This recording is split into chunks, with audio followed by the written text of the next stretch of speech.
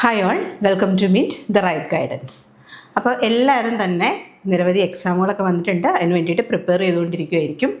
അപ്പോൾ നമ്മൾ ഒരു കാര്യം ശ്രദ്ധിക്കുക, എപ്പോഴും പഠിക്കാൻ നേരത്ത് SCERT ചാപ്റ്റേഴ്സിന് ഇമ്പോർട്ടൻസ് കൊടുക്കണം. എല്ലാവരും പറയുന്ന കാര്യമാണ് അല്ലേ, SCERT ചാപ്റ്റേഴ്സ് നന്നായിട്ട് പഠിക്കുക എന്നുള്ളത്. കാരണം നമുക്കറിയാം ഇപ്പോൾ പഴയ SCERT ഉണ്ട്, അതുപോലെ തന്നെ പുതിയ SCERT ടെക്സ്റ്റ് ബുക്കുകളും ഉണ്ട്. പഴയതൊക്കെ ഒരുവിധം എല്ലാവരും തന്നെ പഠിച്ചിട്ടുണ്ടാവും. അപ്പോൾ നമ്മൾ ഇന്ന് പറയാൻ പോകുന്നത് ന്യൂ SCERT ചാപ്റ്റേഴ്സ് കേട്ടോ. നമ്മൾ കമ്പനി ബോർഡ് LGSനൊക്കെ വേണ്ടിയിട്ട് തയ്യാറെടുക്കുന്ന ആളുകൾ ഏതെല്ലാം ചാപ്റ്റേഴ്സ്, അതായത് പുതിയ SCERT ചാപ്റ്റേഴ്സ് ഏതൊക്കെയാണ് പഠിക്കേണ്ടത് എന്നുള്ളതാണ് നമ്മൾ ഇന്നത്തെ ഈ സെഷനിൽ പറയാൻ ഉദ്ദേശിക്കുന്നത് കേട്ടോ. അപ്പോൾ ഒരു കാര്യം ഓർക്കുക, നമ്മൾ പഠിക്കാൻ നേരത്ത് എപ്പോഴും SCERT ചാപ്റ്റേഴ്സിന് ഇമ്പോർട്ടൻസ് കൊടുത്ത് തന്നെ പഠിക്കുക കേട്ടോ. അപ്പോൾ നമുക്ക് ഏതൊക്കെ ചാപ്റ്റേഴ്സാണ് നമ്മൾ ഓരോ ഏരിയയിലും നോക്കേണ്ടത് എന്നുള്ളത് നോക്കാം. ആദ്യം ഇന്ത്യൻ ഹിസ്റ്ററിയിൽ ഏതൊക്കെ ഭാഗങ്ങളാണ് പഠിക്കേണ്ടത് എന്നുള്ളതാണ് കേട്ടോ. ഏതൊക്കെ ചാപ്റ്റേഴ്സ് നമ്മൾ പ്രാധാന്യം കൊടുത്ത് പഠിക്കണം എന്ന് നമുക്ക് നോക്കാം. ആദ്യം 8ാം ക്ലാസ്സിലെ ചാപ്റ്റർ 1 ഏതാണ്? അധിനിവേശവും ചെറുത്തുനിൽപ്പുകളും.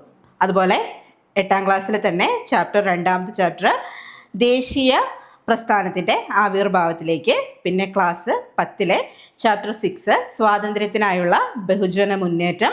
അതുപോലെ ക്ലാസ് 10 തന്നെ ചാപ്റ്റർ 7 സ്വാതന്ത്ര്യ ഇന്ത്യയുടെ വർത്തമാനം.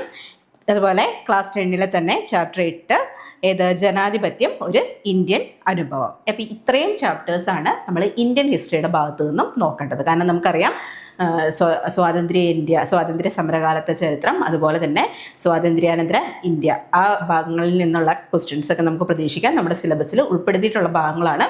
അപ്പോൾ നമ്മൾ പ്രധാനമായിട്ടും ഇത്രയും ചാപ്റ്റേഴ്സ് നല്ല രീതിയിൽ തന്നെ കവർ ചെയ്യുക കേട്ടോ. അപ്പോൾ ഇന്ത്യൻ ഹിസ്റ്ററിയിൽ ഇത്രയും ഭാഗങ്ങളാണ് വരുന്നത്. അതുപോലെ തന്നെ നമ്മൾ പറഞ്ഞു ഒരുപാട് എക്സാമുകൾ വിളിച്ചിട്ടുണ്ട്. University assistant, company board LGS, company board assistant തുടങ്ങിയ നിരവധി എക്സാമുകൾ വന്നിട്ടുണ്ട്. നിങ്ങളെല്ലാം അപ്ലൈ ചെയ്തിട്ടുണ്ടാവും എന്ന് പ്രതീക്ഷിക്കുന്നു. അപ്പോൾ നമ്മളുടെ മിൻറ്റിൽ ഇതിനായിട്ടുള്ള ബാച്ചുകളെല്ലാം അവൈലബിൾ ആണ്. അപ്പോൾ കോഴ്സുകളെല്ലാം അവൈലബിൾ ആണ്. അപ്പോൾ എത്രയും വേഗം തന്നെ ജോയിൻ ചെയ്യാൻ ശ്രമിക്കുക. നമ്മുടെ കമ്പനി ബോർഡ് LGSന് വേണ്ടിയിട്ട് പ്രിപ്പയർ ചെയ്യുന്നവർക്കും നമ്മുടെ ആപ്പിൽ കമ്പനി ബോർഡ് LGSൻ്റെ കോഴ്സ് സ്റ്റാർട്ട് ചെയ്തിട്ടുണ്ട്. ഇതിൽ ലൈവ് ക്ലാസ്, അതുപോലെ തന്നെ recorded class, books, test series എല്ലാം അവൈലബിൾ ആണ്. കൂടുതൽ ഡീറ്റെയിൽസിനായിട്ട് താഴെ കാണുന്ന നമ്പറിൽ കോൺടാക്റ്റ് ചെയ്യുക കേട്ടോ. അപ്പോൾ നമ്മൾ പറഞ്ഞു വന്നത് ഇന്ത്യൻ ഹിസ്റ്ററിക്ക് ആ പറഞ്ഞ ചാപ്റ്റേഴ്സൊക്കെ നോക്കണം എന്ന് പറഞ്ഞു. ഇനി നമുക്ക് കേരള ഹിസ്റ്ററി നോക്കാം. കേരള ഹിസ്റ്ററിയിൽ നമ്മൾ നോക്കേണ്ടത് ക്ലാസ് 7 ചാപ്റ്റർ 4 അനീതിയിൽ നിന്ന് നീതിയിലേക്ക്. അതുപോലെ തന്നെ 7ാം ക്ലാസ്സിലെ 12ാമത്തെ പാഠഭാഗമായ ചരിത്രത്തിൻ്റെ ആധാരശിലകൾ. അതുപോലെ തന്നെ 8ാം ക്ലാസ്സിലെ ചാപ്റ്റർ 8 വരുന്നതാണ് ദേശീയ പ്രസ്ഥാനവും കേരളവും. വളരെ ഇമ്പോർട്ടൻ്റ് ആയിട്ടുള്ള ഒരു ഏരിയയാണ്. നമുക്കറിയാം കമ്പനി ബോർഡ് LGSൻ്റെ സിലബസ് ഒക്കെ എടുത്ത് നോക്കിക്കഴിഞ്ഞാൽ തന്നെ കേരള നവോത്ഥാനത്തിനൊക്കെ വളരെ ഇമ്പോർട്ടൻസ് ഉണ്ട്. അപ്പോൾ ആ ചാപ്റ്ററൊക്കെ സ്കിപ്പ് ചെയ്യാതെ തന്നെ നല്ല രീതിയിൽ തന്നെ പഠിക്കുക കേട്ടോ. ഇനി നമുക്ക് നോക്കാം ജോഗ്രഫിയിലെ ഏതൊക്കെ ഭാഗങ്ങളാണ് വരുന്നതെന്ന് നോക്കാം. 5ാം ക്ലാസ്സിലെ 8ാമത്തെ ചാപ്റ്ററായ നാടറിയാം. അതുപോലെ തന്നെ 7ാം ക്ലാസ്സിലെ ചാപ്റ്റർ 6 ഇന്ത്യൻ ഉപഭൂഖണ്ഡം. അതുപോലെ തന്നെ ചാപ്റ്റർ 1 വിളയിക്കാം നൂറുമേനി. അതുപോലെ ചാപ്റ്റർ 9 പരിസ്ഥിതിയെ നോവിക്കാതെ. അപ്പോൾ ഇത്രയുമാണ് 7ാം ക്ലാസ്സിലെ ചാപ്റ്റേഴ്സ് നമ്മൾ പഠിക്കേണ്ടത്. അതുപോലെ 8ാം ക്ലാസ്സിലെ 17ാമത്തെ ചാപ്റ്ററായ വൈവിധ്യങ്ങളുടെ സൗന്ദര്യവും വളരെ ഇമ്പോർട്ടൻ്റ് ആണ്. ഇതൊക്കെയാണ് ജോഗ്രഫിയിൽ വരുന്ന ഭാഗങ്ങൾ കേട്ടോ. അതുപോലെ തന്നെ 8ാം ക്ലാസ്സിലെ ചാപ്റ്റർ 7 നട്ട് നനയ്ക്കാം നന്മകൾ ചെയ്യാം. പിന്നെ 9ാം ക്ലാസ്സിലെ ചാപ്റ്റർ 8 തീരങ്ങളിലൂടെ. അതുപോലെ തന്നെ ചാപ്റ്റർ 1 ലോകത്തിൻ്റെ നെറുകയിൽ നിന്ന്. ഈ ചാപ്റ്ററുകളൊക്കെ ജോഗ്രഫിയിൽ വളരെ ഇമ്പോർട്ടൻ്റ് ആണ് കേട്ടോ. അതുപോലെ ചാപ്റ്റർ 2 വിശാല സമതല ഭൂവിൽ. അതുപോലെ ചാപ്റ്റർ 3 ഭൗമചരിത്രം ഉറങ്ങുന്ന പീഠഭൂമി. അതുപോലെ തന്നെ ചാപ്റ്റർ 7 മണലാരണ്യത്തിലൂടെ. ഇവയും വളരെ ഇമ്പോർട്ടൻ്റ് ആണെന്ന് ഓർക്കുക. അതുപോലെ 10ാം ക്ലാസ്സിലെ 6ാമത്തെ പാഠഭാഗമായ ജീവശാസ്ത്രവും സാങ്കേതിക വിദ്യയും വളരെ ഇമ്പോർട്ടൻ്റ് ആണ് കേട്ടോ. ഇനി നമുക്ക് കോൺസ്റ്റിറ്റ്യൂഷൻ, ഇതിലേതൊക്കെയാണ് പഠിക്കേണ്ടതെന്ന് നോക്കാം. ക്ലാസ് 6 ചാപ്റ്റർ 9 ഭരണഘടനയ്ക്ക് ഒരു മുഖവുര. അതുപോലെ തന്നെ ക്ലാസ് 7 ചാപ്റ്റർ 3 ഭരണഘടന വഴിയും വഴികാട്ടിയും. അതുപോലെ ക്ലാസ് 8 ചാപ്റ്റർ 5 ആയ ഇന്ത്യൻ ഭരണഘടന അവകാശങ്ങളും കർത്തവ്യങ്ങളും വളരെ ഇമ്പോർട്ടൻ്റ് ആണ് കേട്ടോ. അതൊക്കെ നല്ല രീതിയിൽ തന്നെ പഠിക്കുക. നമുക്കറിയാം പൗരന്മാരുടെ അവകാശങ്ങളും കർത്തവ്യങ്ങളും ഒക്കെ നമുക്ക് പഠിക്കാനുണ്ട് അല്ലേ.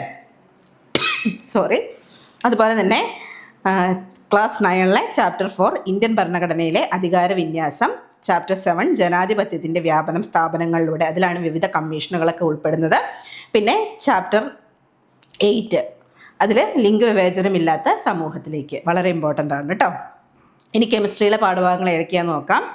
അതിൽ വരുന്നത് ക്ലാസ് 8 ചാപ്റ്റർ 6 ലോഹങ്ങൾ അലോഹങ്ങൾ മൂലകങ്ങളും സംയുക്തങ്ങളും പദാർത്ഥങ്ങളുടെ രസതന്ത്രമൊക്കെ വളരെ ഇമ്പോർട്ടൻ്റ് ആണ് എന്നോർക്കുക. അതുപോലെ ക്ലാസ് 9 ആറ്റത്തിൻ്റെ ഘടന, periodic table chapter 2 periodic table വളരെ ഇമ്പോർട്ടൻ്റ് ആണ്. ക്ലാസ് 10 ചാപ്റ്റർ 6 ലോഹങ്ങൾ, അതുപോലെ ക്ലാസ് 10 ചാപ്റ്റർ 3 പീരിയോഡിക് ടേബിളും ഇലക്ട്രോൺ വിന്യാസവും, ചാപ്റ്റർ 7 വ്യാവസായിക പ്രാധാന്യമുള്ള ചില സംയുക്തങ്ങൾ. ഇതൊക്കെ പഠിക്കേണ്ട ചാപ്റ്റേഴ്സാണ് കേട്ടോ. ബയോളജിയിൽ നോക്കിയാൽ ക്ലാസ് 6 ചാപ്റ്റർ 1 ആഹാരത്തിലൂടെ ആരോഗ്യം, ചാപ്റ്റർ 2 ക്ലാസ് 9 ചാപ്റ്റർ 2 ദഹനവും പോഷക സംവഹനവും, അതുപോലെ ചാപ്റ്റർ 4 ചലനത്തിന് പിന്നിൽ, ക്ലാസ് 10 ചാപ്റ്റർ 3 സംവേദനങ്ങൾക്ക് പിന്നിൽ, ക്ലാസ് 10 തന്നെ ചാപ്റ്റർ 1 ജീവൻ്റെ ജനിതകം, ചാപ്റ്റർ 4 ജീവികളിലെ രാസസംവേദനം. ഇതൊക്കെ പഠിക്കേണ്ട ചാപ്റ്റേഴ്സാണ് കേട്ടോ ബയോളജിയിൽ. ഇനി പബ്ലിക് ഹെൽത്തിൽ വരുന്നത് ക്ലാസ് 6 ചാപ്റ്റർ 9 മാറ്റം ജീവിതശൈലി നല്ല നാളേക്കായി. അതുപോലെ തന്നെ ക്ലാസ് 9 ചാപ്റ്റർ 5 പ്രത്യുൽപാദന ആരോഗ്യമൊക്കെ ഇമ്പോർട്ടൻ്റ് ആയിട്ടുള്ള ചാപ്റ്ററാണ് കേട്ടോ. അതുപോലെ ക്ലാസ് 10 ചാപ്റ്റർ 5 പ്രതിരോധവും ആരോഗ്യ സംരക്ഷണവും. ഫിസിക്സിൽ ഇനി ഏതൊക്കെയാണ് പഠിക്കേണ്ടതെന്ന് നമുക്ക് നോക്കാം. ക്ലാസ് 5 ചാപ്റ്റർ 6 ഊർജ്ജ സ്രോതസ്സുകൾ, ചാപ്റ്റർ 5 കയ്യെത്തും ദൂരത്ത് ആകാശം, അതുപോലെ ക്ലാസ് 6 ചാപ്റ്റർ 8 ചലനം നിത്യജീവിതത്തിൽ, ക്ലാസ് 7 ചാപ്റ്റർ 6 താപം നിത്യജീവിതത്തിൽ, അതുപോലെ ചാപ്റ്റർ 4 പ്രകാശം പ്രതിപദിക്കുമ്പോൾ, ചാപ്റ്റർ 8 ആകാശ വിസ്മയങ്ങൾ. അപ്പോൾ ഇത്രയും ചാപ്റ്ററാണ് 7ാം ക്ലാസ്സിൽ പഠിക്കാനുള്ളത് കേട്ടോ. ഇനി 8ാം ക്ലാസ്സിൽ ഏതൊക്കെ ചാപ്റ്റേഴ്സ് ആണെന്ന് നോക്കാം. ചാപ്റ്റർ 2 ചലനവും ബലവും, ചാപ്റ്റർ 3 മർദ്ദം, ചാപ്റ്റർ 12 ഗോളീയ ദർപ്പണങ്ങൾ.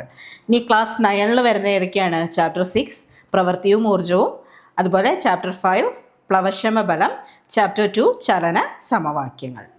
അതുപോലെ തന്നെ വരുന്നതാണ് ഏതൊക്കെ? ചലനവും ബലവും, മർദ്ദം, ഗോളീയ ദർപ്പണങ്ങൾ. അതുപോലെ ക്ലാസ് 9 വരുന്നവയാണ് ചാപ്റ്റർ 6 പ്രവൃത്തിയും ഊർജവും, ചാപ്റ്റർ 5 പ്ലവക്ഷമ ബലം, ചലന സമവാക്യങ്ങൾ നമ്മൾ പറഞ്ഞിരുന്നല്ലേ. അപ്പോൾ ഇത്രയും ടെക്സ്റ്റ്, അതായത് ചാപ്റ്റേഴ്സാണ് പഠിക്കാനുള്ളത്. അപ്പോൾ SCERT ചാപ്റ്റേഴ്സിന് നല്ല ഇമ്പോർട്ടൻസ് ഉണ്ട്. എല്ലാ ചാപ്റ്റേഴ്സിനും ഇമ്പോർട്ടൻസ് കൊടുത്ത് തന്നെ പഠിക്കുക. നമ്മൾ ഒരു ചാപ്റ്റർ പോലും സ്കിപ്പ് ചെയ്യരുത്. കാരണം നമ്മുടെ സിലബസിൽ പറഞ്ഞിട്ടുള്ള കാര്യങ്ങളൊക്കെ ഈ ടെക്സ്റ്റ് ബുക്കുകളിൽ കാണാൻ നമുക്ക് സാധിക്കും. പ്രധാനപ്പെട്ട പോയിൻറ്റ്സ് നമ്മൾ നോട്ട് ചെയ്ത് തന്നെ നോട്ട്സ് തയ്യാറാക്കി തന്നെ പഠിക്കുക കേട്ടോ. അപ്പോൾ നമ്മളൊന്നുകൂടെ ഓർമ്മിപ്പിക്കുന്നു, കമ്പനി ബോർഡ് LGSൻ്റെ ബാച്ച് നമ്മുടെ മിൻറ്റിൽ അവൈലബിൾ ആണ്. അപ്പോൾ കോഴ്സിനെ കുറിച്ച് കൂടുതൽ കാര്യങ്ങൾ അറിയുവാനായിട്ട് താഴെ കാണുന്ന നമ്പറിൽ കോൺടാക്റ്റ് ചെയ്യുക കേട്ടോ. അപ്പോൾ നമുക്ക് മറ്റൊരു സെഷനുമായിട്ട് വീണ്ടും കാണാം. Thank you.